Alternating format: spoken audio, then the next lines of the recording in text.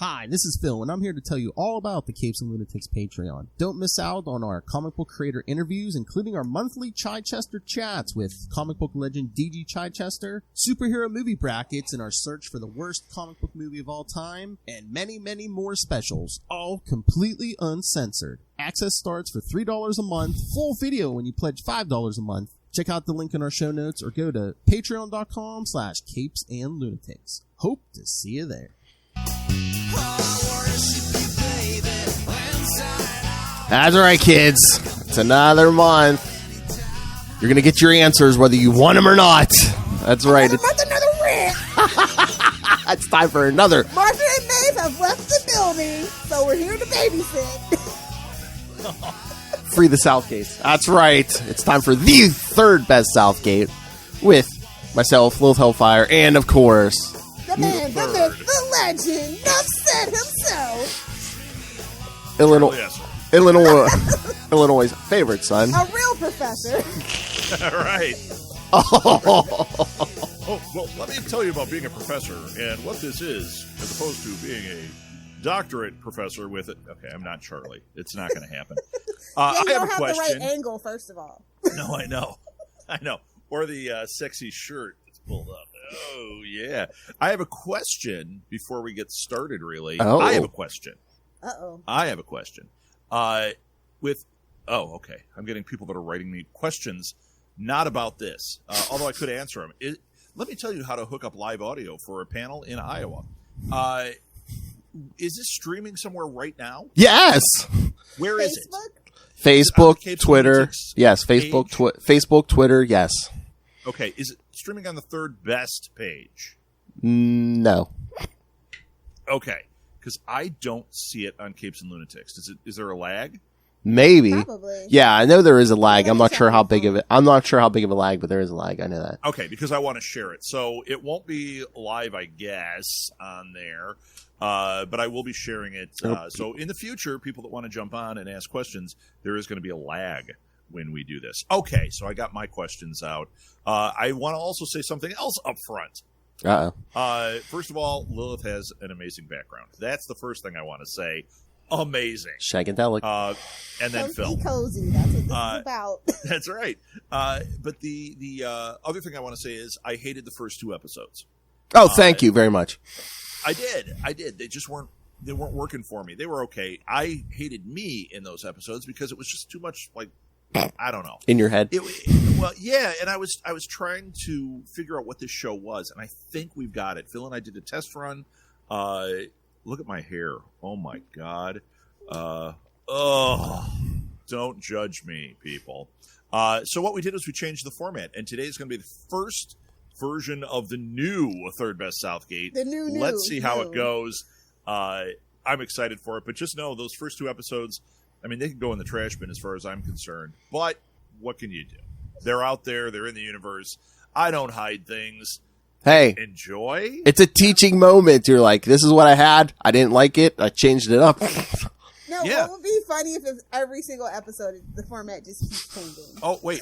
Have you worked with me before, Lilith? Exactly. Do you know that's... We should have named it Work in Progress. Oh, my God. Welcome to This Week in Geek. The very first Live at the Blue Box, the very first one, I'm standing up there.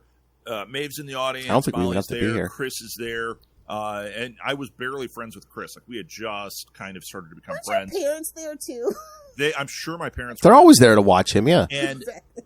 I am literally, 3 minutes into this 3-hour show.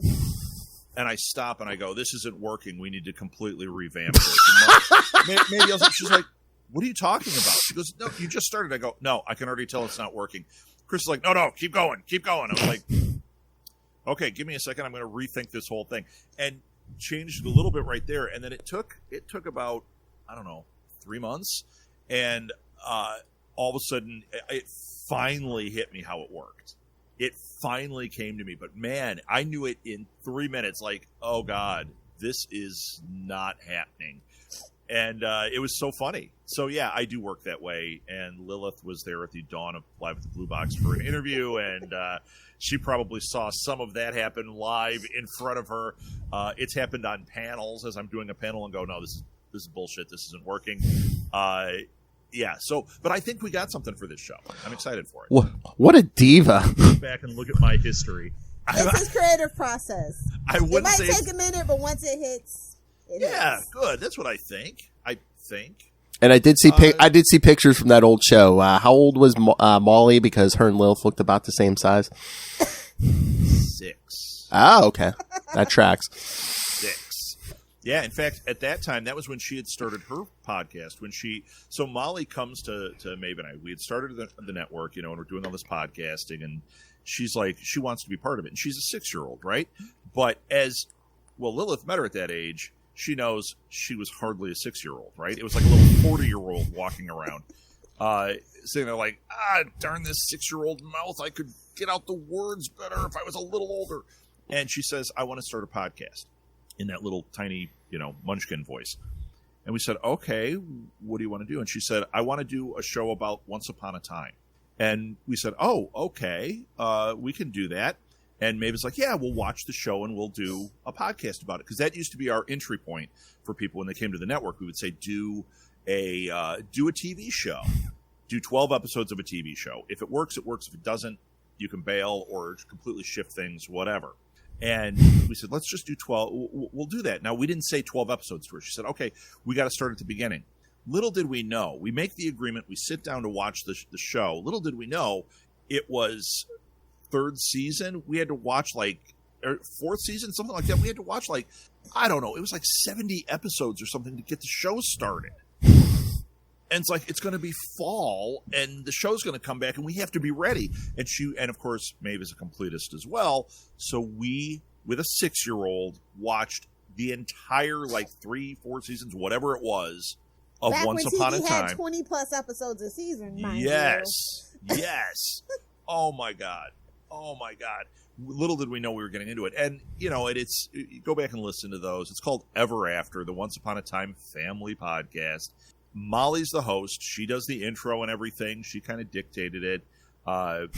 It's, oh my God, it's the cutest show. And I talked to iTunes way back then when they were still not Apple Podcasts, but they were iTunes. And they said, they were talking to me about the network and they gave us permissions that now everybody has. You can get in and manipulate your stuff kind of. But back then, good luck.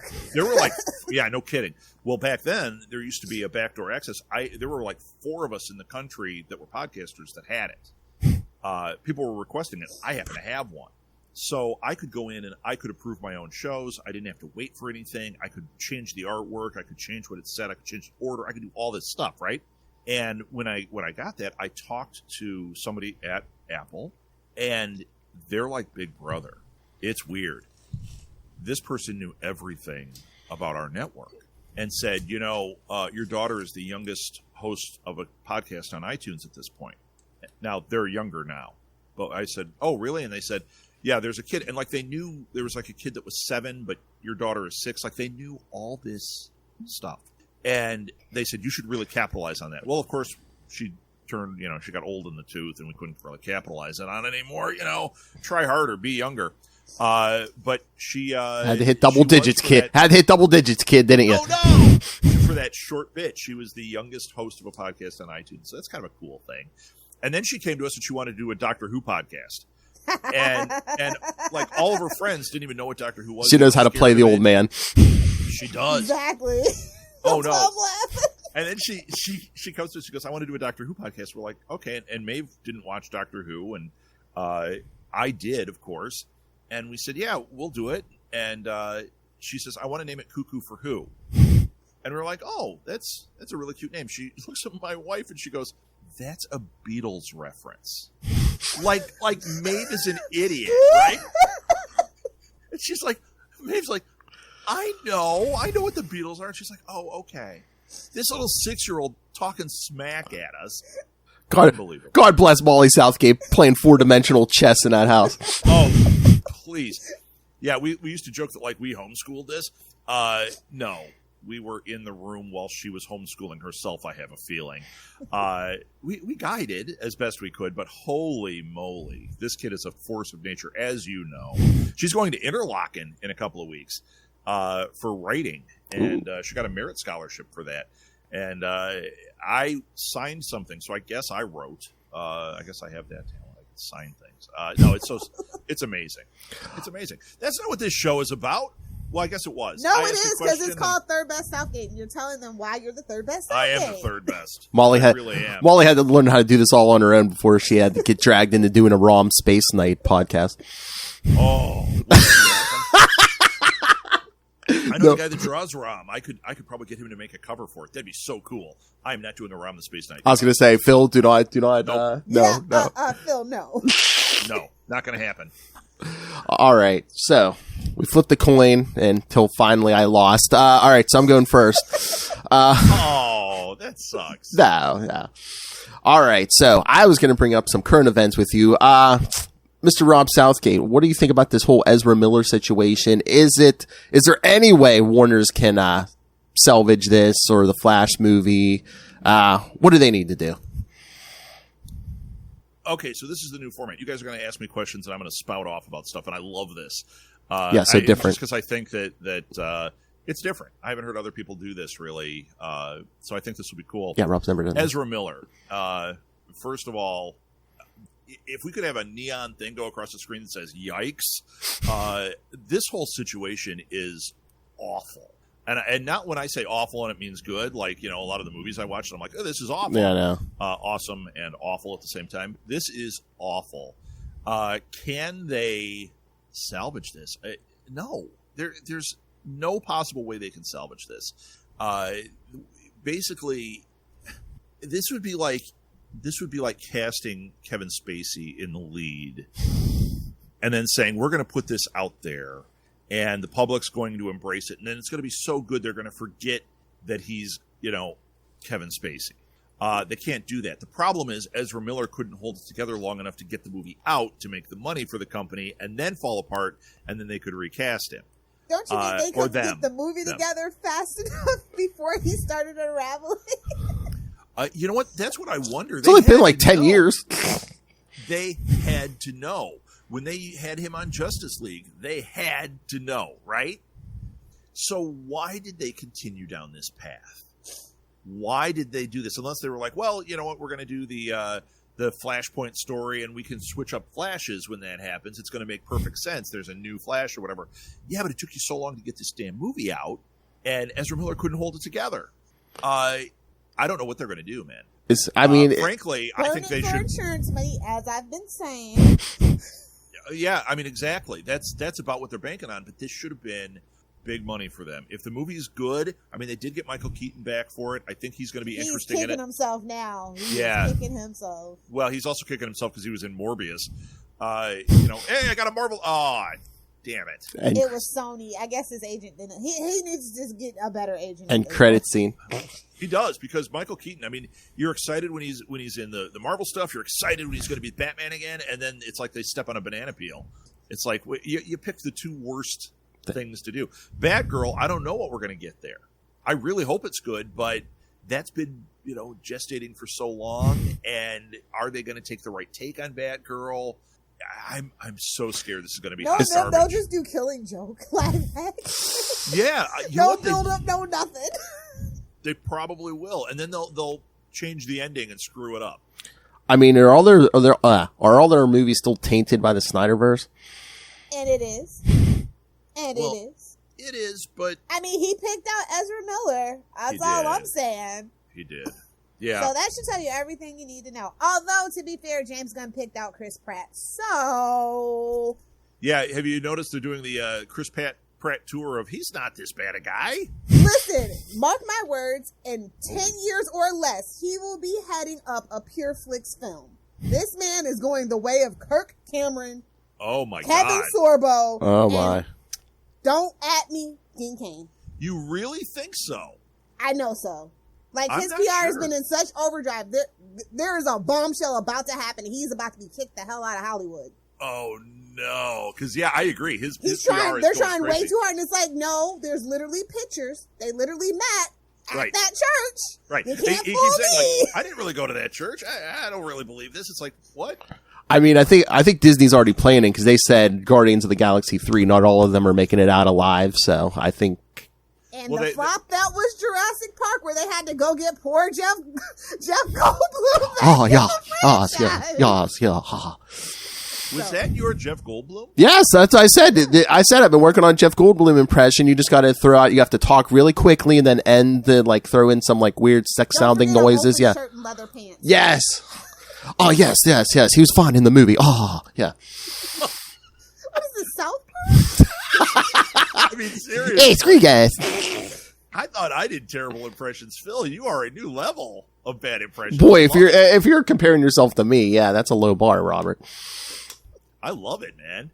Yeah, I actually threw out a Jeff Goldblum in the car the other day, and Molly was like, oh my God. Like, I do these micro impressions. When I do a micro one, I can nail it sometimes. If I try to, it's hot garbage. So I threw out a Jeff Goldblum. She's like, wow, you could do a really good Jeff Goldblum. And I'm like, yeah, for 1 second at this moment.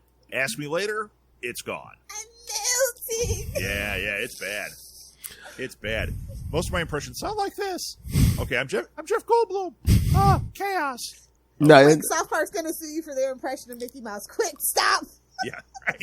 no, an easier one to do. You do. I mean, we do like a good Charlie Esser. Well, Wow. Two E's in the middle. for quality. So yeah, back to Ezra Miller. I think that I mean, seriously, I really think that they should CGI him the hell out of that movie.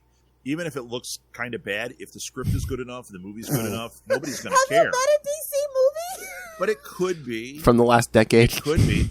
They're about to screw it up again too. With Joker 2 decades 2. at this point, Phil. Oh, Two. wait, The Dark About Knight. that? Joker 2 That was the last good DC movie. I know. Joker 2 the musical. Yeah, that they're going to screw it up. Somebody get Baz Luhrmann on the phone quickly. Oh, please don't. I liked Shazam. That was actually kind of fun and was a good tone. Oh god. I liked the first Wonder Woman, even though it's not great. Some of it's really good. The end the end's kind of Yeah, it falls flat, but I mean that happens. Yeah. But otherwise, like Batman Superman was so goddamn awful. Yeah. I mean that was awful. And I'm not a hater on this stuff. Like I try to go in liking stuff. That was a big bone of contention with Chris and I. I went to see it with him. And he loved it, and I hated it. And we would talk about it. He was like, he could not understand why I hated it so much. And I'm like, there's something wrong with this movie. And it's not like I can't accept that it's different than the comics or that it's a new take. Even the Snyderverse, the Snyder Justice League, the Snyder cut is not as bad as the Whedon cut. It is not as bad. It's bloated. It's garbage. But maybe they didn't light the dumpster on fire quite the way Joss Whedon did. Well, all you got to do is take out the up the skirt shots and, Oh, million my times better. God. Oh, my God. That was so awful. When you saw Wonder Woman and, like, the women characters were filmed properly, they were awesome, they were strong, and then the next movie that comes out is Justice League, and it's like, hey, booty shots. Over and over and over. I'm like, who are you making this is for? not Quentin Tarantino in the 90s. Do you think? Thank you. Do you think that's how Ezra Miller slipped under the radar because they were like handpicked is all? No. Ezra Miller was like third or fourth down on the creep list. You had a couple top creeps before you even got to Ezra. Macy's out. We can't use him. Yeah. Let's see. Maybe we could get Donald Trump. No, he's going to be president. Oh, Ezra Miller. Let's go with him. He's a creep. But just all the stuff with Joss Whedon and just all the controversy there, him giving half the cast crap and stuff. Yeah, garbage. So do I think they can salvage it? No. Could they? Yes. But are they going to? No, absolutely not. They have to start from scratch. Yeah, they have to. It's sad because this is going to burn it to the ground where it could have been a good starting point to reset things. Yeah. Even getting rid of Ezra Miller. But the problem is Ezra Miller is the lead of this thing. And I'm sure they don't kill him at the end. And he could get lost in the Time Force. He could permanently. He could. They really did screw up. They could have done something very unique. I know people are like, oh, they should bring in what's his name, Jack Handy, the one on the TV show, Grant Gustin. Yeah. Yeah, I know that they screw. So it's go like all the way back to John Wesley ship. That's the only way we fix this. But they did with on the TV show. Yeah. But seriously, they could have done a multiverse Flash thing brought Grant in, tried him out in there. What if the audience goes crazy for him on the screen? Because I actually do like him on the show. I think he's gotten worse because the show's gotten worse. Well, the writing, yeah. Yeah, but I think he actually kind of works actually pretty well for the Flash. I don't need to see his skeletons come out. It's just something about DC actors once they get on. Oh yeah, I don't know, man. You never hear from him anything. It's like they get on a DC movie. I think he's just poor Johnny Depp. He's just staying in the house. He's either filming or he's staying in the house without wife. I think again, like I said, Grant Gustin. I mean, if nothing else, he's had eight years of practice playing that character. So give him a tryout. But they're not going to it. Yeah, no. But it could have been interesting. It could have been multiverse. Then you would have had John Wesley Shipp on the screen, which would have been cool. He's too old to be that Flash. Jake Eric. He could have popped up, and that. Well, heck, at this point, he's Max Mercury age. No tea, no shade, y'all know I love JWS. Yeah, no kidding. No kidding. He's like a highlight on that Flash show. Every time he pops up, I'm like, oh yeah. Let this guy be on. Yeah, well, even the TV shows, they had that one guy, the elongated man. Didn't he have a ton of controversy too? They found some old tweets, wasn't it? Yeah, but wasn't it? And he was harassing Candace, but that's none of my business. Yeah, right. Yeah, maybe it's just maybe there's just a cultural. It is. I tell Phil all the time. It is a corporate culture of a white guys only kind, and that's just hard to break. It is. You had 80 years of that. You know what I mean? Yeah. So. Yeah. That's why it's got to be burned to the ground. I mean, they literally, and there are always rumors. That's my motto: burn it to the ground. There's a lot of rumors that it's going to, get bought by somebody else or go somewhere else. It's like that would not be a bad thing. Just don't go to Disney. Well, that would be a bad move. Well, Discovery bought DC, right? So they bought all of Warner's. Yeah. Yeah, and they said, okay, you guys know what you're doing. Do your thing. Yeah. Actually, no, they actually kicked out a lot of people, just not the right people. I mean, we finally got rid of Dan DiDio, so there was like hope on the horizon. And hope on the horizon. He was holding the company back, but then they decided to still use his ideas and call it something else without having to pay him. So it's shenanigans on both sides. Now he's working with Frank Miller. God help us all. I cannot wait. Honestly, I just want to know. I just want to be a fly on the wall while they're working on that project. Yeah, well, we saw Frank Miller's RoboCop 3, so ever since then, I've been a little sketchy on Frank touching anything film. That was exceptionally bad. I don't want him touching comics anymore either. Yeah, his run was amazing, but yeah. Oh, it was a different. As we like to say, it was a different time. We could not like we would say in comics, it just gets worse and worse as time goes on. Just like it seems like he has a problem with women. Like, oh my god, he got away with this. I know. Like it seems like every story, every woman's either like a prostitute or it's and just we kind of see his influence on certain other writers, Kevin Smith. Yeah. Although I do have to say his run on Daredevil, the Born Again, yeah. Born Again was pitch perfect. And yes, what he did to the female characters there, but you go, yeah, but before that, nobody had done anything. When Karen all of a sudden was on drugs in that, it was like, wow, spoiler. That was pretty daring stuff. Oh, yeah. That he took characters that were like, oh, these are, she's the girlfriend. And he was like, yeah, we're going to turn this on its ear. I thought that was really fantastic. It's almost like it's his version of killing Gwen Stacy, basically. It was. It really was. Which then they can go back and bring her back as 8 million other things and Gwenpool and all that stuff, and Karen Poole will be next. Only Karen Poole, all she does is show up in the costume and then yell about call the police, yell about black people, want her coffee done right. Karen Poole. I see a new character on the horizon. Oh, shut up. Charlie will be chomping at the bit for that if he hears that. Yeah, let me tell you about Karen Poole in issue 493 of the Legacy series of... Okay, Charlie. So anyway, what's the next question? So does DC just need to burn everything to the ground and start over? Because even the Arrowverse is pretty much done. I mean, Flash is getting probably one more season. There's Superman and Lois and Stargirl, and that's pretty much it. Everything else has been canceled. I heard that Stargirl's last season, but you really? Yeah, I heard that too. That's unfortunate. They're close to doing that. I think that they're going to. Well, and it's also because their stuff is such a mess. It's actually ushering in an era where people are getting tired of all the superhero stuff. I'm seeing a lot more negativity towards it. The fact that Marvel puts out like Doctor Strange, and I'm seeing negativity. I'm seeing people saying the fourth phase of Marvel is like, it's not it's in great. its flop era. Don't you deny it? Well, again, Marvel too, movies is are in it their flop is era. it burnout too? Because again, at this point, It's Disney's putting out at least three Marvel movies. You're going to get like 2 or 3 Disney Plus series, Marvel series. People would just burn unfortunately, out. Marvel is definitely feeling the brunt of that. Yeah, and you know what? I like Ms. Marvel. I think that's a lot of fun. I like the shows that I've been seeing. I just started Loki. I thought, wow, this is creative and wild and fun. And I don't think these movies are flops. I think that they're not doing what the original did because people don't know these characters now. Yeah. Doctor Strange, I just watched it. I had a lot of fun with it. Is it top tier? No. Is it bottom tier? No. I liked Shang-Chi. I always say the name wrong. I thought that was a blast. I had a lot of fun with that. Is it as good as the best? No, but maybe it is top tier. You know, maybe if that had come out in phase 2, we might be saying something very different about it being a top tier movie. You know, Doctor Strange, nobody called that first one top tier. I think this one was a little bit better than the first one, and I liked the first one. I actually managed to stay awake for this one, so there's that. I like both of them. I think they're a lot of fun. The first one is like I just always fall asleep no matter what. Yeah. I like it, but it's not it's not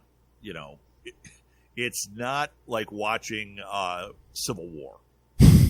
Actually, way better than Civil War is, what was the first one? The second Captain America movie. Oh, the Winter Soldier. Yeah. That might be the best Marvel movie. That one just... That is actually the Black Widow movie that was supposed to be, but that's none of my business! It is. And you know what? I actually like the Black Widow movie a lot. I think if Black Widow, if they hadn't made a mistake and they'd put it out right after Winter Soldier... Yeah. Boom. That would have been huge. That would have been amazing. You know what? Maybe it would have pushed Joss Whedon out of Avengers 2, which sucked. He screwed that one up. And I know it was because he was dying by committee there. Welcome to DC. We're the new Marvel. But that movie, I still I watch it and there's stuff that I like, stuff that's cool. I don't think it's crap, but then damn, the stuff I don't like is crap. And why does Ultron have lips? That's so weird. So Spader can enunciate. Now, I would do a micro impression of Spader, but I don't have it in my head right now. But I have done the Ultron Spader on Live at the Blue Box, and that one I can do pretty well too. But it's gone right now. Sorry, he needs the Spader puppet. Oh, Spader puppet. That would be awesome.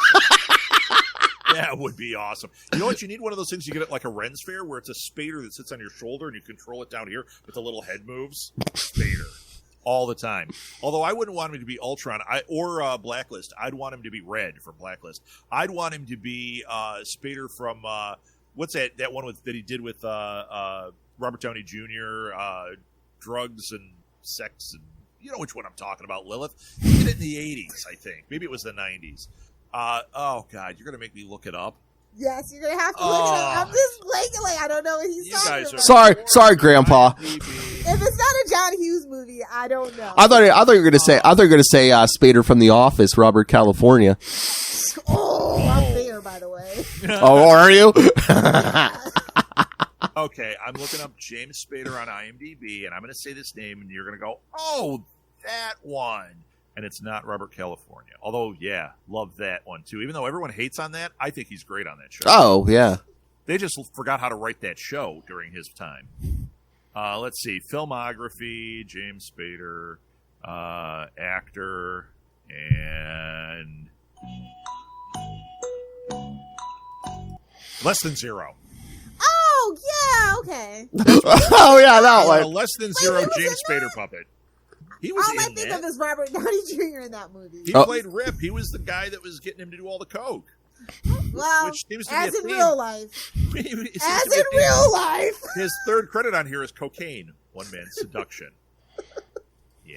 Oh, I thought you were going to say it was on his resume. Cocaine. Yeah. Pretty in Pink. I loved him in these movies. And I don't even love all these movies. And I did love him in Sex, Lies, and Videotapes. Remember him in that? That's a good one. Yeah. Bob Roberts he was in. Everyone I didn't loves see cocaine. Stargate. Come on. Stargate's awesome. Yes, that's the best one. Yeah. I love Stargate. Did you ever watch We're the getting show? the comeback, baby. We're getting the whole gang back together that's still alive at any rate. Really? I didn't know that. Amazon has been desperately trying to get that remade. Now that the movie rights are completely, absolutely dead, they can go ahead and do the TV show. And mark my words, within the next 3 years, we are going to get another Stargate show. So. Oh, I would love it. As long as it's good, I Mark would my love words. it. Do a total Battlestar Galactica to it, too. Like, don't keep it... Because the show was syndicated, and it started to kind of become... Like, the writing wasn't as good. Up the writing. Well, give us that that's Stargate because story. Sci-Fi completely won the rights away from Showtime. It's a whole thing. Yeah. It's a whole thing. But yeah, especially the first few seasons of that show, oh my God, I loved it. That was a rough era, too. If you were a sci-fi fan, you were torn because it also had Babylon 5 on at the same time. And X-Files that was never a on. question for me. Listen, as much as I love Star Trek, I'll tell you this. Star Trek has never gotten 10 seasons. Not a single one of them have ever had 7 seasons. So. Yeah, but the shows that were on, Babylon 5 was so good. That's one I always talk about. It's 5 seasons. First season, okay. It's a sci-fi show. Second, third, fourth season, some of the best sci-fi TV ever made. And then, as a Deep Space Nine fan, I will disagree with you. I will die on this hill. It's fine. When it hits the end of the fourth season, they canceled the show. They were told it was over. So Michael J. Straczynski writes the ending. He had the whole thing planned out. He writes the ending and he makes it a dream in the last episode because he thinks this is it. But I got to tell fans what happened. So he has the one character dream of the future, and it tells you what happens. You're like, oh wow! And then they renew it for a fifth Joss season. Whedon stole that. True. If you know, you know. But then they renew it for a fifth season, and the fifth season is like, why? Like you know what's supposed to happen, and they try to change it a little bit, but you're like, they're not. No, this sucks. It was so bad in the fifth season, and up to that point, that second, third, and fourth season are pitch perfect. I loved that show, and I loved when Deep Space Nine. I was all about Deep Space Nine. I loved that show. Cisco was awesome. My favorite character. Yeah, Cisco. Yeah, he was. He can cook. He can sing. He's a man of passion. He's not afraid to blow up a planet. Yeah, and you know what else was awesome about this character is he was very flawed. Whereas up to that point, like Picard, they didn't really show that he was flawed. They didn't show, like Janeway, they shouldn't have showed her being flawed because they needed to finally put a female captain in and let her be a Picard female, like be a strong female. But Cisco, when they Q were like, showed up, that went all out the window. So. Yeah, right. But with Cisco, they let him be flawed. They let him be he was very a father. human. Yeah, he and was fair. He was tough. Yeah, I even liked his kid. And usually on shows, him and Nog. See, that's the thing. That's what Phil and I were talking about that Star Trek show that's on right now. Strange New Worlds. Why they got rid of the kid? It's because there's no other kids on the ship for her to go back and forth with. Right, and Nog was essential. Yeah, I totally agree. I totally agree. Yeah, but it really worked when they had those two characters on there, and you could have storylines that were specific to that. Having a kid just run around the ship alone is like, Wesley. Oh, yeah, no kidding. Yeah, welcome to the rest of your life therapy, because that's what's going to happen to that poor kid. Naomi Wildwood. You're the one kid on a battleship. That's not going to work. That's not going to work. And you're the captain's illegitimate child. Yeah, not gonna work. Oh. Okay, I have a business question. Yeah, I was gonna say, get to your questions. Yeah. Moving on to questions. If you're a creative and you have ADHD like Phil and I, what is a plan of action that you think might actually work? Like, say you want to do something, but you're in your head too much. How do you get that plan of action together and actually execute? Wow, what a question, Lilith. Okay. So first of all, I would challenge one thing there. Have you been diagnosed with ADHD? Actually, yeah. Okay, Phil, have you? No, not yet. No. Okay, so this is where my challenge is on that. So with me, I wanted to go see a therapist, and a friend of mine, another podcaster who's a therapist, hooked me up with somebody who specializes in. Because I wanted almost like a coach / therapist, somebody that could help me get over some of these humps and figure this out. And this therapist immediately says, well, you clearly have ADHD, knowing all the stuff I do and how it's all over the place. And I was like, oh, okay, yeah, I wouldn't be surprised. So they send me this test, big test, and I take this thing, and it comes back, I'm like at a 0. And they say, and we're looking at the results, and it's like 0 ADHD. I ended up taking another test. I had a student that I had to give this test to, and Maeve and I both took this test just to see, and I scored just above a 0 on that one. Maeve scored so high that she fell into a category called Ring of Fire. Not to bust her out here, she definitely she knew it too. She's like, damn. So yeah, when you start answering the question, go, oh no. when we say, she's like, everyone, she's like, what did you get for this? Opposite of what I got. So what we discovered, talking to another therapist and doing some research, is there is a thing literally called creatively gifted. It is a form of being gifted. Being creatively gifted shows itself as like ADHD. I would challenge, knowing both of you, that you might fall under that category. ADHD is an easy one for therapists to go, yeah, you're ADHD. Unless you're black, so that's why I believe it. So yeah, you know what? There is being real and a woman. So yes, I believe it, and it actually happened to me when I got to college. It was like on adult onset ADHD. I completely believe that. That's why I said I would challenge it just to see, because I know how creative you are, Lilith. It may be a combination which you might be fighting against here, and No, I'm just saying in general though. Yeah, like, I'm not one who says I don't believe in it. things. I absolutely believe in it. It's not that I'm saying it's not. I'm saying there is this other thing that when we looked into it, and then the therapist was like, yeah, you're clearly creatively gifted, which shows itself as this. So how do I deal with, like, I know you don't have a planner, do you? Like, don't tell me. No, I can't. Okay. Look at the area behind me. Actually, it's cleaned up. I'm one of those guys that is always like piles of stuff. Doom piles, yes. Yeah, and Maeve can't fit. She's like, why can't you put? Oh, you're a hoarder. I'm like, I'm not a hoarder. Everybody is a hoarder. You're just at different levels. If you have your college books that you kept, you're a level 1 hoarder. Okay. I don't. I only have one, and it's because it's one I reference. Okay. So I got rid of those. Loophole. Yeah. Well, no, it's a great book on marketing. I kept it. All the other ones, even if I liked them, they're gone. Okay. So at the height when I was, so we have the network. I'm at that point, I was still editing everything. This is while I was in my master's program. I think at that point, editing 20 shows a week. I was on, I think, 7 different shows at this time, like at a very specific time I'm talking about. I was coming into the end of my master's. Yeah, it was the final semester of my master's. And I had managed all this stuff all through it, right? And on top of it, we were getting ready for another marathon. I had just done Women in Podcasting.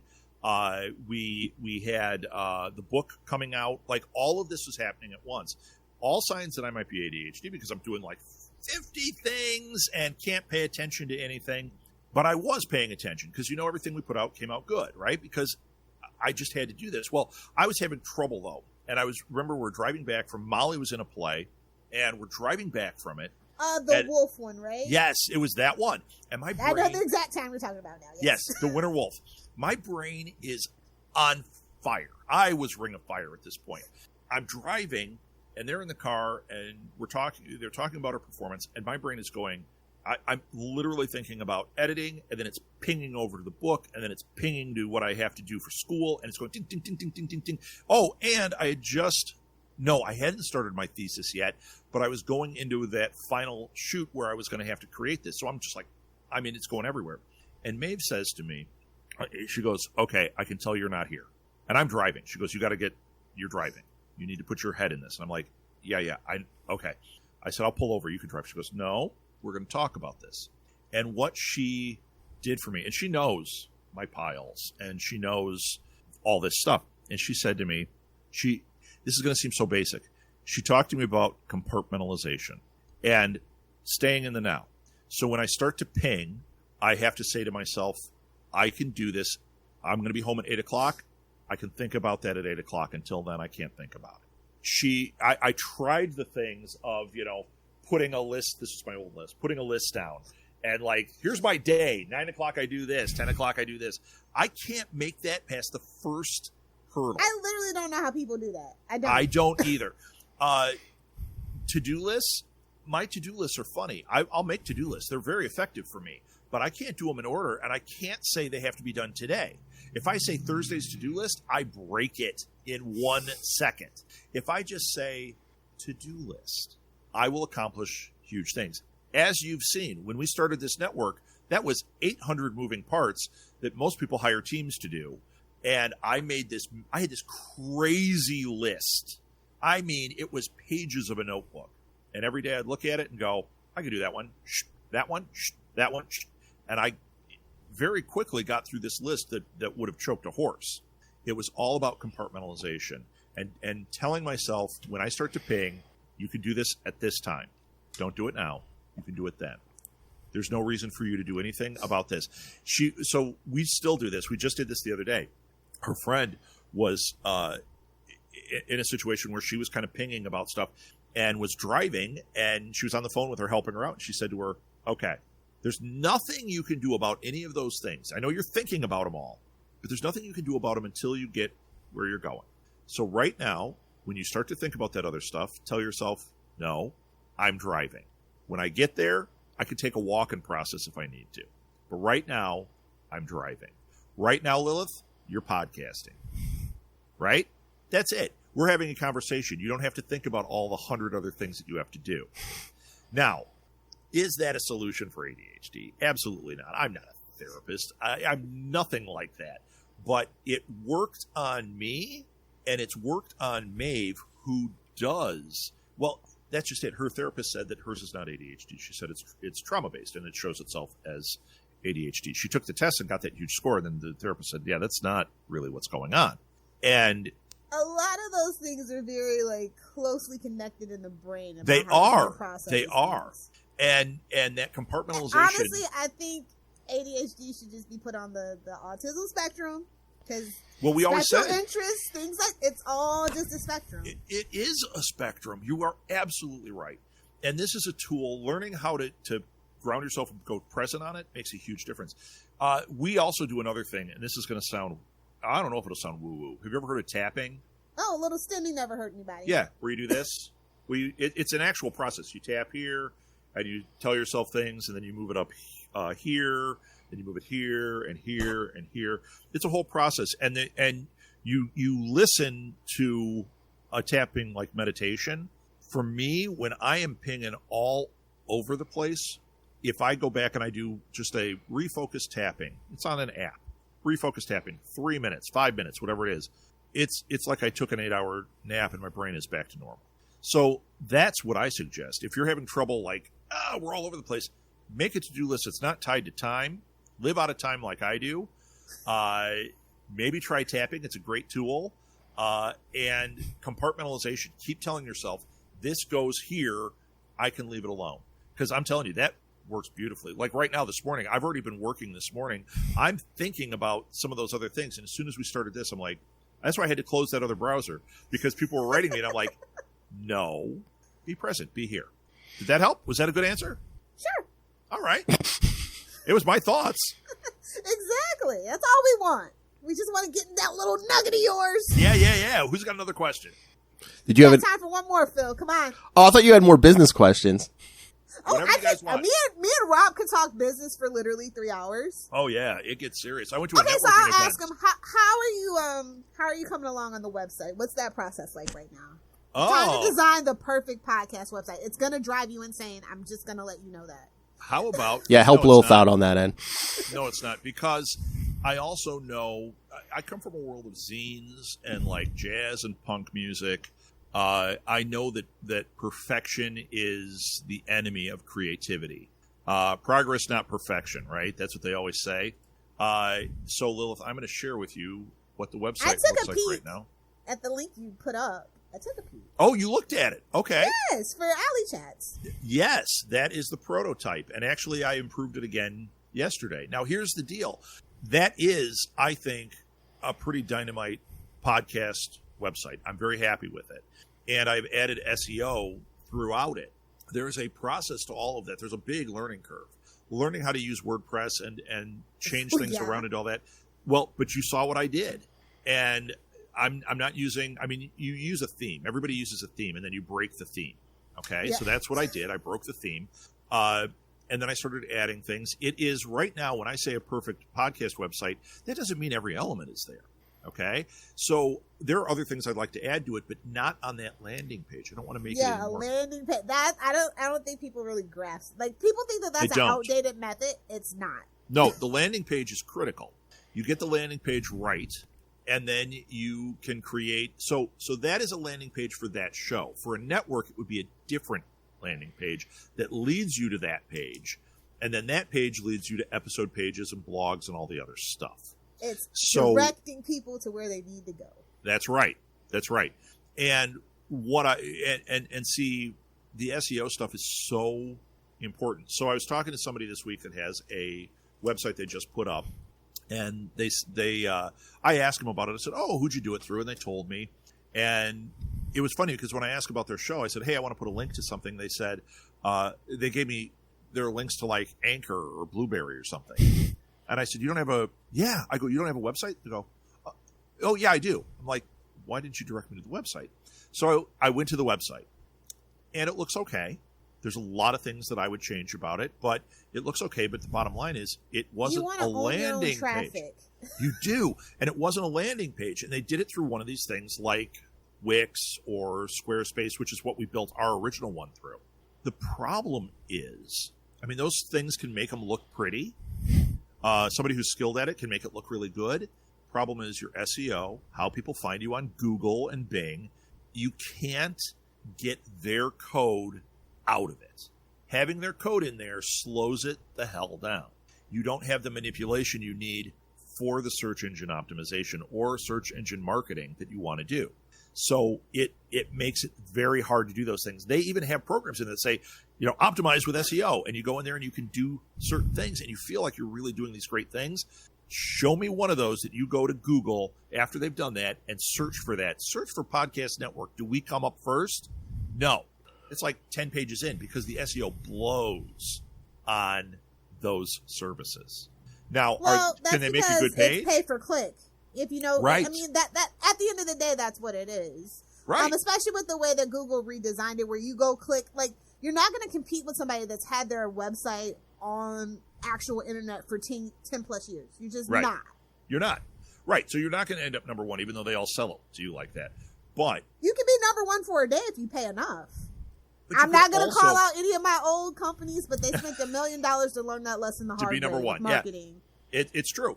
But you can get it so that you're in the hunt by working the SEO. And I've already proven it with one of the things that I was working on. You got to wait about 30 days for it to show up. And all of a sudden, we were not showing up at all under this keyword, a regular search term. We weren't showing up. I would even scroll through and I'm like, Maeve was telling me, she's like, I never see you on here. And then maybe a week ago, I typed in that same thing and we were number 4. And I went, oh, am I going to take those other ones? No, because they're huge companies that are dumping tons of money into it. That's something that you have to remember when it comes to marketing, especially if you're just new coming into the market, whatever market it may be. You cannot compare yourself to people that have all that money behind them. You'll drive yourself insane. It's just the same thing with when people buy Facebook ads. Yeah, they'll let it work for the first 2 weeks, and then you just got to pay more and more, and you see less and less and less results.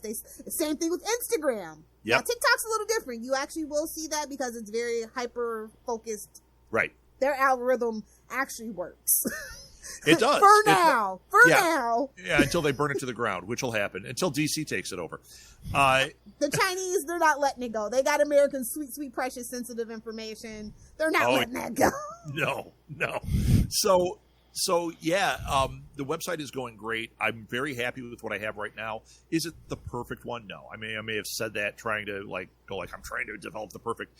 But I went through different marketing companies that were reviewing podcaster websites. And I looked at what they were critiquing, what they were saying, and I think I've hit most of the buttons that were the good things. And the few things that I couldn't do, it's like, well, I don't go through that service, so I can't do that.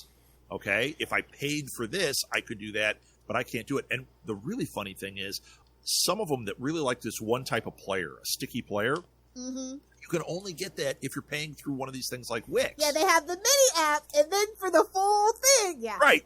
And I'm like, yeah, but if you're going through that, your SEO and your SEM are screwed. Do I expect these shows to be number one? No, there's 10 million shows.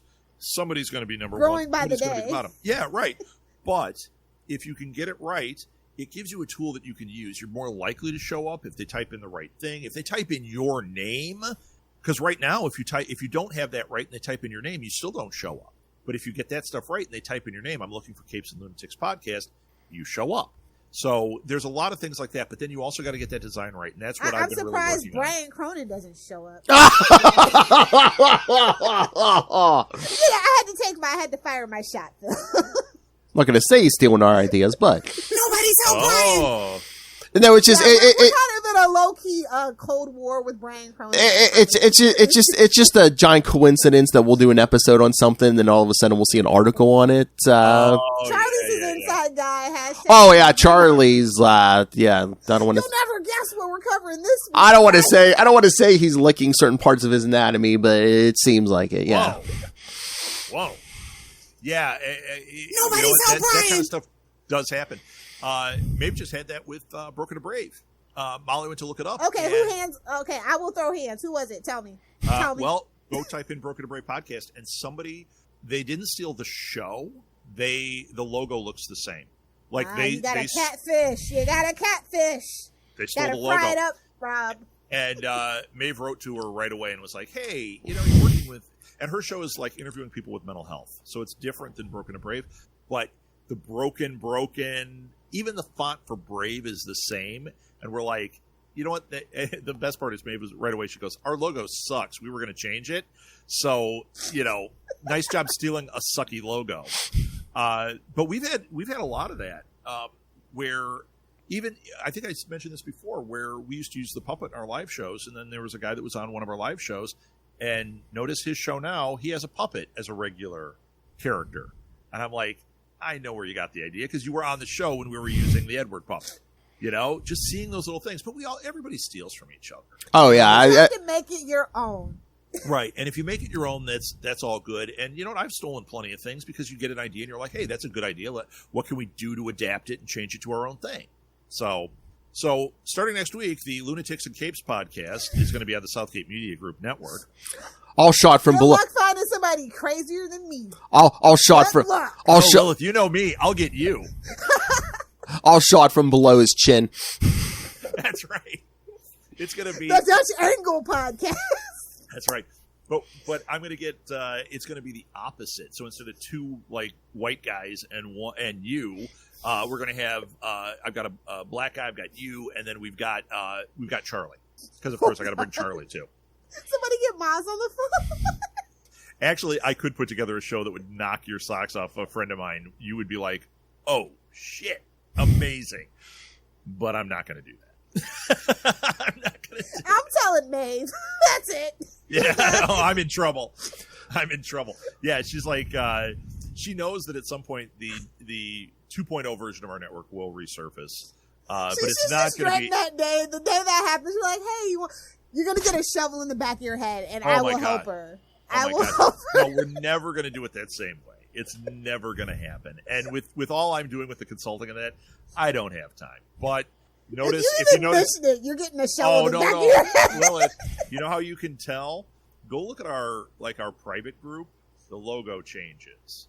I just recently changed the header image because I'm like, oh, I don't want it to be a microphone off anymore because things are coming. No, they're not coming back. Stop it. Although I am. You got the Phil syndrome. Creatively gifted, folks. That's what it is. That's what it is. You can't stop. Cannot stop. But no, it's never going to be anything like it was. I'm not going to be editing all these shows. In fact, we're not going to own any of these shows when we relaunch. I'm not going to tell you guys all my secrets. There is a 2.0. There is a 2.0 at some point, but it is not happening anytime soon. I've got to get some consulting Let clients. me just message Maeve real quick. Yeah. Here's the secret. You want It has to be stopped. Here's the secret. You want to know how to work with Rob? Yeah, you do most of the work. Coffee? Don't let Rob do the work. Yeah. Oh, yeah, coffee? Ooh, look at the big cup. It's hard to Just tell. send I have him a big head. That's how big this copious cup amounts of special brew. This isn't the decaf you're looking Today for. I'm even wearing my. I love this coffee. They should sponsor me. Dark Matter Coffee. Ooh, nerdy. Oh, yeah, it is literally the best coffee I've ever had. In fact, their espresso blend is called Unicorn Blood. Oh, that company. Okay, yeah, I'm familiar. Yeah, have you had Unicorn Blood? I don't drink coffee. Damn it, Lilith. I only drink Red Bull. And No, you have Monsters. ADHD. I thought that coffee was something that calmed that down. I don't like the taste of coffee. And I take it back. I like Dunkin' Donuts cold coffee and only like once a year. Don't worry. I actually hate the taste of coffee. Don't worry. She's on What is medication. Maeve? She's on medication. Smoked a doobie. Yeah, That Maeve hates actually it. works. And she'll tell me that if I've been drinking coffee all day, and then I get close to her, she'll be like, "Ew, you smell like ham." I'm like, because of the coffee. I haven't been having any ham. Because they And then coffee. if I haven't been drinking coffee as excessively, she does not think I smell like ham. So I'm not like old man that smells like ham. It's the coffee smell. You've reached peak old man at that point. When you start smelling like ham and feet, oh. Coffee does have a distinctive aroma. Oh, yeah, yeah. Danielle will drink it. Yeah. Yeah, it's amazing. Oh, you don't drink it either? No, yeah. Wow, and I'm on a Phil's a show with you caffeine-free two? kind of guy, period. What? I can't believe I'm on a show with you two guys. The when you think about This Week in Geek, that was soaked in coffee. Honestly, coffee and geekdom kind Even of a Lil? A Lil was not occasional. Chris and I drank enough for the entire time. Oh yeah, I knew you two. I didn't know. I didn't think a Lil drank a Yeah, lot. that was Try the whole state of Illinois. okay. Well, maybe, especially when we did Coffee Palooza. I remember the one time when we were traveling. We went to Portland, and of course, I went, "What are the best brewers here?" And I had this massive list, and I hit most of them in the few days we were there. And he didn't sleep a wink for a week. No, it's the first time. I remember we were at the airport to go home, and there was a Stumptown coffee there. He bathes in it. And Maeve was like, "Oh, you're going to get a coffee before you go, like one last from the road." And I went, "This is the first time ever I hit the wall. I didn't get a coffee. I did have one on the plane, but for a brief shining moment, He had to rethink his life choices. I hit the wall." Yeah. It was like I was on the verge of like, oh, that might have been too much caffeine in 3 days. But I had a coffee on the plane. That was much better then. He had a coffee and then he was fine. Yeah, I had a coffee. I don't drink as much now as I used to. It used to be when I was in my master's, I would wake up and I would make a pot, which I do every day, and I would drink a pot, and then I'd move on to the second pot, and usually it was at least 2 pots a day, which is 16 cups, 32 cups a day. It has now gone down to I do 10 cups, and Molly, 10 cups, like an 8-ounce cup. Still, Didn't make it better, did it? Oh, why don't you just shoot it right into the vein, Rob? I realized as I said it how green ridiculous coffee it was. extract IV for Rob indeed. Lil, he's like, I only drink 10 a day. You see no shakes. Molly now drinks, so she'll have usually like I guess it comes to like 1 or 2 cups out of that, and I don't always make another pot after that. So Good for I've you, really buddy. reduced it. Yeah, but it was it was a problem. Keeping self. That was during the whole compartmentalization thing too. But I had to. It was fuel. I just had to keep like. Well, I had so many things. it's also a part of like a ritual between us hands. It's a thing, It is, isn't it? not a routine, a ritual. Yes. I've talked before about when I was in school. My rituals, it involved, I had like a certain video game I had to play. It was what calmed me down. And it had to be really calm. I played Red Dead Redemption, and I would ride the train. And I would just sit there on the train. You don't do anything except go, howdy. And that was it. And I had one. I had Endless Ocean. I did play that occasionally, where you swim and you take pictures of fish. Anything I'm more old than that, school. It's Tetris anything more than or that, my brain nothing. would go, pop, pop, pop. No, Tetris was too much. Tetris is very calming for me. Even when the music starts getting, I just get in the zone. Yeah. I couldn't during that. And I also, in my bachelor's, I had to eat these stupid corn chips from Costco. So every week we're getting these big bags of corn chips, and I was just like draining it. So that and intense amounts of coffee, that was my ritual. It got me through it. It is funny though, the day I finished my last final for my bachelor's, I kind of took the bag of chips and I put the clip on it, and I never really ate those again. It was weird. That compartment is done. It was. Unhitched it from the train. It's gone. When I went into the Masters, I thought, oh, God, what's it going to be? I mean, what if it's something like I've got to eat, donuts? Like, what is it? I didn't know. I didn't have any food once during my Masters, which was awesome. The coffee had already cooled out a little bit, and there wasn't a food one, and I had to play Skyrim. Oh, okay. Yeah, I played the shit out of Skyrim.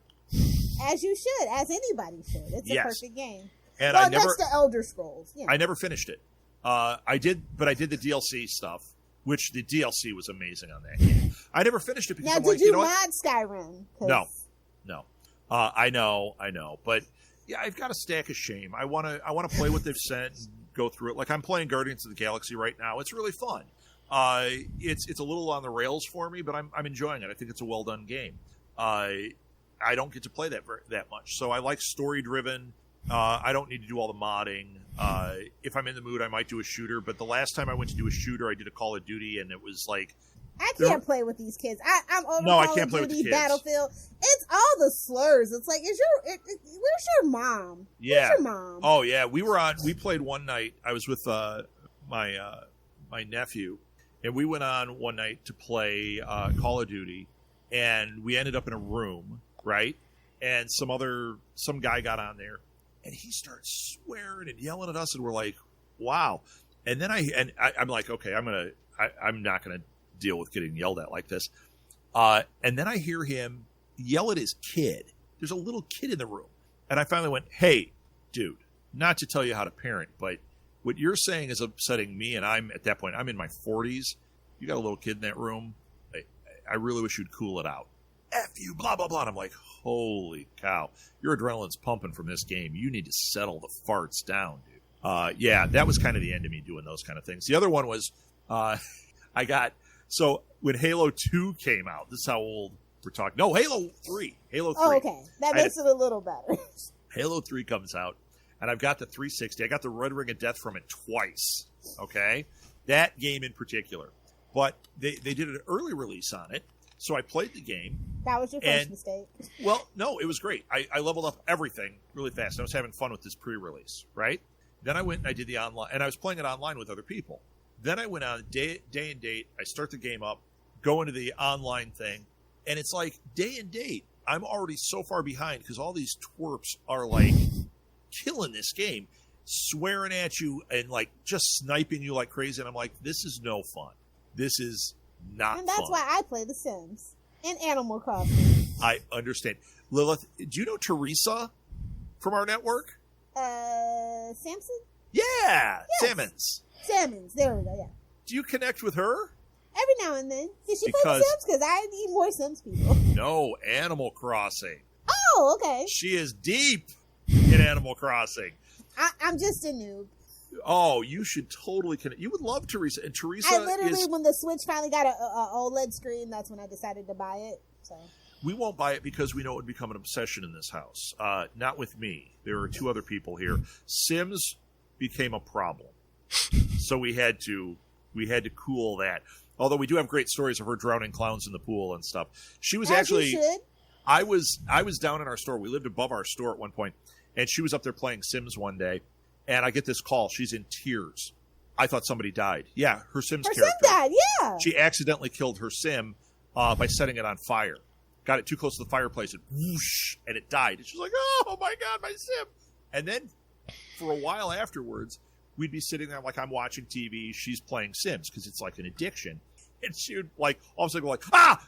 Because the ghost of her Sim kept popping up. She was like, oh my god, the one I killed just popped up again and is scaring me. I'm like, what is this game? What are you doing? I played it for a while. There's only like, I don't care about decorating things and Oh, you can get lost for hours. I could care less about that. It's like I remember my nephew wanted to play Tiger Woods golf on the 360. Okay, was like addicted to it.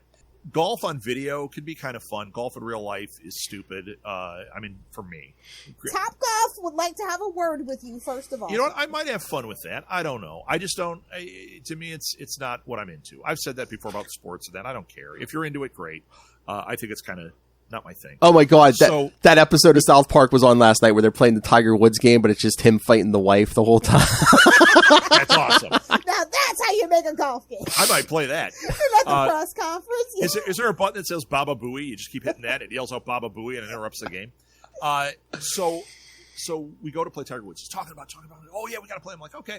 We sit down and it's a damn 45 minutes of them making their character look like they want it to look, changing the hair, the skin color, and I'm like, can I hit random and we can play the damn game? I hit random on everything. I don't care what my character looks like. Listen, Cyberpunk 2077 may not work the best, but god damn it if that's not the best character creation you've ever seen. Okay, but I don't like the character creation thing. Can you just play the game? Is it a fun No, game? it's not playable. Oh, no, I'm not playing that. But she looks good. I considered getting it because it looked really good, but if it's just all about character creation. I just want to have Decorating. Keanu Reeves' character, that's all. Oh, Don't all judge right. me. There's a drop for you. Oh, shout out to his lady friend too. They're just the most. She's an artist. They're just so cute. Oh, they're awesome. Yeah, they're awesome. I'm so happy for him. But Winona's somewhere punching the air, sliding down walls right now. You could have had that, Winona, but you didn't. You didn't. You blew him off. No. Now she's in the upside down. We won't go there. So that's Stranger. We'll talk about Stranger Things spinoff next week. Put a pin in that, Phil. Next week. Next month. Next month, we can't take weekly doses of Rob Southgate. Next episode, you know that. That's like coffee, man. That's like coffee, man. We can't do Rob Southgate every week. I like this format. I like the idea of asking questions and me giving insane answers that are not insane to me, but I'm sure the listeners would be like, he has all of this wrong. I like that. That's at Rob Southgate. No, it's at our Southgate on Twitter. That's right. Yeah, that's right. You can at me there. And you could follow the third best Southgate on Facebook and Twitter. So, Oh, plugs from Phil. And Now as long as you're we're a doing real plugs, show.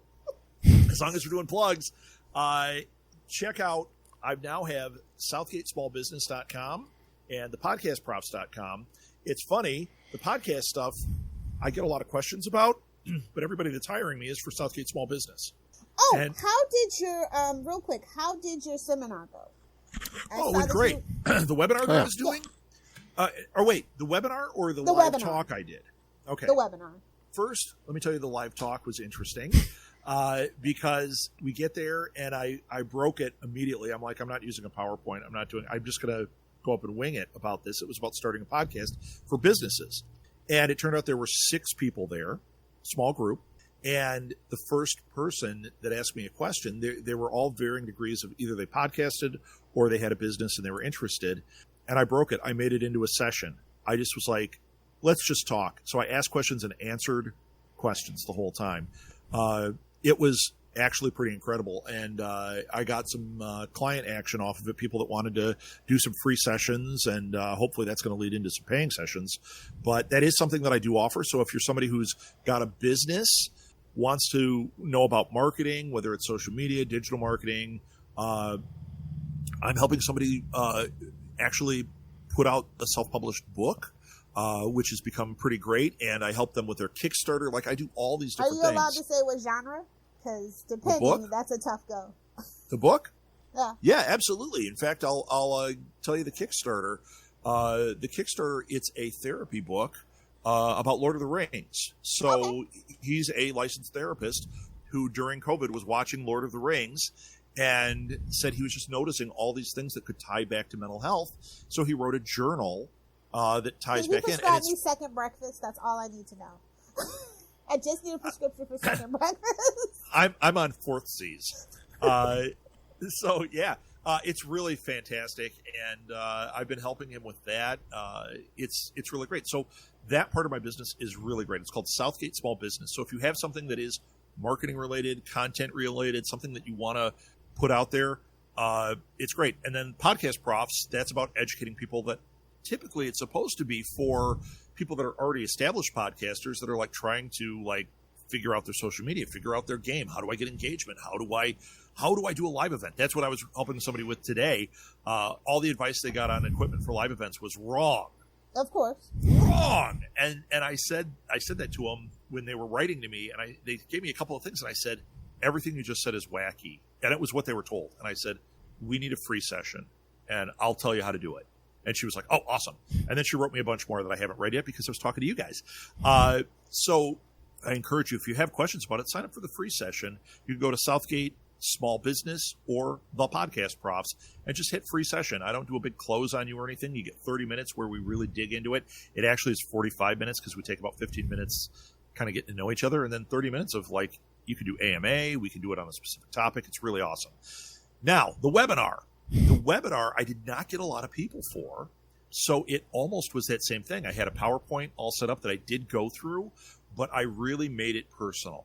So this person wanted to launch a podcast. It was about how to launch a podcast the right way, cut to the chase, and I just poured it out. I poured it out because when we started podcasting, the amount of misinformation we were given was nuts. And still, that is still out there as the norm. It is. And there's so many lies. Because they don't want you to succeed, because then they can't succeed. Right. And I would rather everybody succeed, because does it hurt me? No. When we had our store, we had this retail children's store, and we were right in the pocket with all these other retail stores that were freaking out when we moved in, right? We were stealing their business. And I was talking to somebody about it. We were getting interviewed, and they said, why did you move in here? And I said, well, we didn't know they were there. So I guess we didn't do our research very well, but I still would have moved in here. And they said, wow, you're right in the middle of these. So much competition. And I said, I wish this whole block was children's stores. I wish right next door I had one on either side. Because, number one, it would make a shopping district that people know is about children's stuff. Number two, I'm me. What we do is unique. If they want to steal what we're doing, it's going to look like a copy anyway. If I don't have what they need, I can send them to the guy next door that does. Looks good for me. Looks good for them. I love the flea market method. I love it. And it happened in our network. Remember when the Flash started up? Speaking of the Flash, we had 3 different shows that came to us, 3 different podcasters that said, I want to do a Flash podcast. Hold on. 1, 2, I think it was 3, 4. 4. Yeah. There were 4. There were actually more than that, but there were 4 that actually launched. And I was called crazy. I was called like crazy by people in our network. I was also called crazy by... Everybody's different. What floats one person's boat sinks the other. I remember I got messages from other network owners that I know that were like, what are you doing? Why are you doing 4 Flash shows? Mind your business. Well, I said, same thing though. I didn't say mind your business. I should have. But I said, you know what? That's my problem. Everybody here has a unique voice. If I have 4 shows, here's the deal. Every show is completely different. If it's not, well, you're not part of our network because you're just copying anyway. So if you're doing something unique, you've got your own voice. You and Kelly did a Flash show, okay?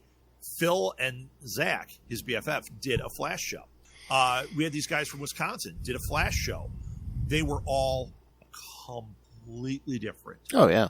Not even close to the same thing. So what happens if I'm listening to your show, Lilith, and I'm digging on The Flash? I'm a fan of The Flash TV show. That's why I'm listening to your show. I don't just randomly pick your show. And I'm digging on it, and then I see in your feed, oh, Phil's show showed up. Here's another one. Or you mention, oh, yeah, this other one is part of our network. I'm going to go listen to that. If it's good, I'm going to subscribe. If it's not good, they're not going to get my subscription anyway. That's how it works. I remember I was listening to the Lost podcast with Jan Special Jack. interests. That's what drives podcasting. Little does anybody know. Yep. Like, how many people are subscribed to more than 3 murder podcasts? I'm not calling anyone out, but It's I true. know the statistics. It's true. You find an episode, you find a show about Jeffrey Epstein, and you're like, "Wow, this is fascinating. I got to listen to more." What do? You find other podcasts about it. If they're good, you might have 2 or 3 in your queue. If they're crap, they go away after 3 minutes. It's what happens. So, yeah, competition, I love it. I don't care about it. Let's go for it. With what I do with the consulting, there are a lot of consultants out there doing this stuff. They're not doing what I do. So the webinar, we got into some of that stuff, and it was fabulous. And the response back has been great, which is really good. I'm going to do another one, but I might not do webinars for a bit. I'm doing one more this week about social media, and it's about like fixing your social media. You can't see it, but behind me on that whiteboard, I'm covering it up again, are some secret sauce things that we're going to talk about. It's there's a lot of things there. God, Lilith. I don't know if you saw it, Phil, but back when we started, I was asking everybody under the sun about social media, and nobody actually really knew. They didn't know, or they gave me bad advice. And I like to think they didn't know. I don't think anybody was purposely giving. No, there was some bad advice. There was some. I'll throw hands. Just send me the person. I'll throw hands. Same people that gave me bad advice about podcasting, where I'm like, you clearly gave some bad advice here.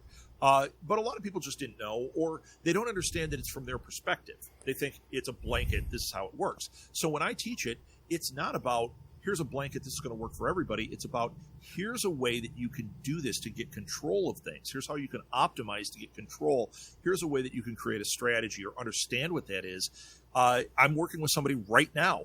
I laid out a really good one that, like, here it is. Here's the magic bullet to build engagement and do all these things. If it's going to work, this is a way that it will work, right? And they came back and said, I can't do all those things. Okay. So we pared it down. We got it down to something really basic. Are they going to have 10 million followers? No. Are they going to be happy with what they had? Yeah, they're really happy with what they're doing right now. Really happy. We went from, we had A through Z in the bucket. Now we have A through, D. And they're happy with it, but they now understand how it works. And that's the key. So I'm doing a webinar. I'm going to pour it out there too. If they really want to do it, then you hire me as a consultant and we go. Are you keeping those in the archive for people to buy later on, or what are you doing? No, not yet. Okay. That's why I said I don't think I'm going to do webinars for a bit. I think what we're going to do is I'm going to create a couple of programs that people can buy. Yeah. And like I said, any of these things, when you take these things, webinars from people, they always pitch their consulting services. I'm going to do the same thing. I'm not going to spend, I just watched one where they spent 20 minutes of it pitching their thing. I'm like, no, it's just a little thing at the end. Like, hey, if you want to go deeper, if you want the personal touch, because that's really why you hire a coach or a consultant. You want somebody to walk you through it, because it's that old Superman thing. Some people can look at the back of a gum wrapper and understand the universe. Other people can have volumes and still not understand. That's why you need a coach or you need a consultant. I do both. Consultants tell you what to do. Coaches have you tell them. Execute it. Well, and they also have you tell them how it works. I figure a lot of people don't know. So if they just hire me as a coach and I'm saying like, well, how do you think you would do that? They're not going to know. If I can say, here's some basics, here's how you do it. What steps do you want to take? What's blocking you? Then I'm moving coaching and consulting together. And my results have been fantastic. You set a goal, we work it out together, and I do the hard work. That's why this book is getting launched. He sat on it for a long time, and he's like, I can't believe it. We're going to launch this book in time for Dragon Con. It's going to be out. Oh, yeah. That's right around the corner. Come on, Lilith. You know me. I don't screw around. So I'm going to find... Of course not. Kickstarter. I'm going to give this plug. I told you, Phil. He and we could do 3 hours of just I know. Easy. Not even think about it. Oh, yeah. He thought he was signing off. No, sir. No. It's the Midwest goodbye. Okay. Go to Kickstarter, look up Epic Mental Health Lord of the Rings Journal. It's got a prototype cover. Oh, my God. We got a great artist doing the artwork for it. They're in process right now, so now it's just prototype stuff. I should change it to Frodotype cover. Damn it, I missed a good one. But it did launch. It's got 21 days to go, and they're a third of the way through. It's a really fantastic project. And I recommend in his updates, Eric just put, I did an interview with him for Go Fund This, and it's a great interview, not because of me, but because of what I got him to talk about. But he does a guided meditation out of the book or around the book that the response, people are like, oh my God, you need to do this. Yeah, well, we've got a stretch goal where that's going to happen. So there you go. There it is. It says interview live reading Lord of the Rings Journal. If you click on that, it's got a live video you can watch on YouTube. So there you go. I highly encourage people. And if you don't want to spend the bucks on it, which, come on, $10 helps the guy out considerably. It's a great project. It's going to do a lot of good for a lot of people. But on top of that, share it. Because the more you share this stuff, or your avocado toast. No, get them, because you've got the extra $10. But share it. Share it with your friends, because you don't know who out there loves Lord of the Rings, needs a little mental health boost, is going to get a lot out of this. Anybody who likes Lord of the Rings might probably that's a circle. Yep. Like a ring. A circle. No, seriously, because like a lot of people talk about how Lord of the Rings could be a parable for like mental. Everybody kind of has a tick in that book. They do. Well, he talks about that in this journal. It's really, really fantastic. So there I plugged him. I got my websites out. I'm sure there'll be stuff in the show notes because I think I wrote show notes that have all this stuff. But I will I'll add that Kickstarter to it. So the show notes are there. And this was great, you guys. I enjoyed this format. Did you guys like it this way? Yes. Yeah. Yeah, I think it's different. Hopefully it's not too off the rails. I know people like linear. I don't. It's on the Rob Southgate brand. It is. It's on brand. Work in progress with Rob Southgate. Yeah. Oh, Lilith, if you like the business stuff, last thing, I am working on the relaunch of New Media Lab, and yeah, it's really cool. I finally have it right. That one took 4 seasons. I kept saying on the show I hated the show. Talk about wanting to break it immediately. I hated it from day one. And I was like, there's things I like about it. To be fair, though, we fixed the Twitter problem and they didn't even give us credit. They literally did what we said. Did they?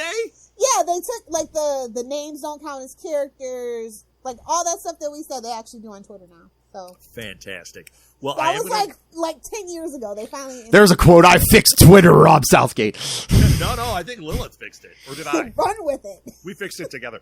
Lilith, I will have you back on once I get that actually working, I'm going to have you back on. When you're ready to talk about TikTok, call. Oh, I will be. In fact, I've got somebody who went viral on TikTok that I'm friends with that's going to come on to talk about TikTok too. So we could do a TikTok too. We could do a little this is going to sound bad, a little freeway about TikTok. And then I've got another one that ties to it directly that is part of, I don't know if it's going to be Podcast Profs, if it's going to be what it is, but you're going to love it. It's another aspect of it that gets more into the digital universe of marketing. I'm so excited. I just haven't launched them yet, but I have been working on them. Are you going to talk about how that ties into Web 3.0 or like what are we doing with that one? All of the above. Okay, sweet. That one is going to be more businessy and more nuts and bolts. New Media Lab is going to be more podcasters, but instead of like, tell me your story. I mean, I'm going to have them tell me their story about podcasting because I find that stuff fascinating. But we're going to get into their marketing practices and what works, what doesn't. What are your thoughts on having a website, on Web 3.0, on whatever it is?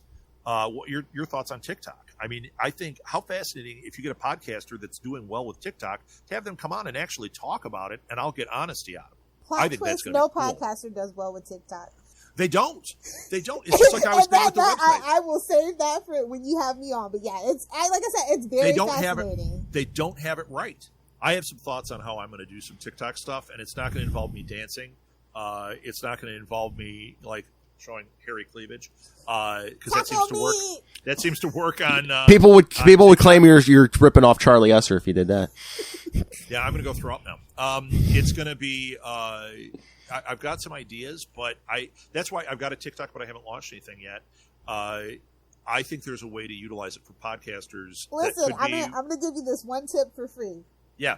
Just start commenting and liking. You don't have to put any content out there. Just have your base, make some friends, and then when you're ready to, they see it. Yeah, 100%. Listen, I only have 520 friends, but like I actually interact with those people every single day on TikTok, and I don't have any content. So yep. That's my life pro tip for TikTok. You're ready for TikTok. You are made for TikTok, Lilith. I'm waiting until I get to 669. Oh. Or 666. I haven't really. Speak of the brand. Very true. Yeah. Welcome to 666 Lilith Hellfire. Either do the 6 or do the 9. The real Hellfire Club. Exactly. Suck it, Marvel. Yeah. All right. Well, I'm done. That was longer than I expected. That's what she said. I wish. All right. Well, Phil, do you want to take us out or do you want me to? I'll take it. Take us out of here. Play us off, Charlie. It'd be nice if you talked. It'd be nice if you talked for once, Phil. I know. I just leave all that dead air. I don't know what I'm doing. All right, kids. So yeah, if you have questions, you know where to find Rob Southgate. He just told you for half an hour where to find him. It'll be in the show notes, or you can even contact us, capesandlunatics@gmail.com for your. Ask him anything. He will answer any question. Pretty much. No question too risque. No, they might get a little too risky. Any subject, yeah. But go ahead and shoot your shot. We'll see what I do. I am not afraid. Do you want to be an internet superstar like Charlie Esser? Rob Southgate's the man to make that happen. I've done it. If I can do it for Charlie, I can do it for anybody. If he can do it for that convict Charlie Esser, he can do it for you. Free Charlie. Free Charlie Esser. T-shirts coming soon. Thanks for listening, everybody. Join the Facebook page. I always post things on there. And in fact, I'm going to be doing more video updates on there, too. Do it!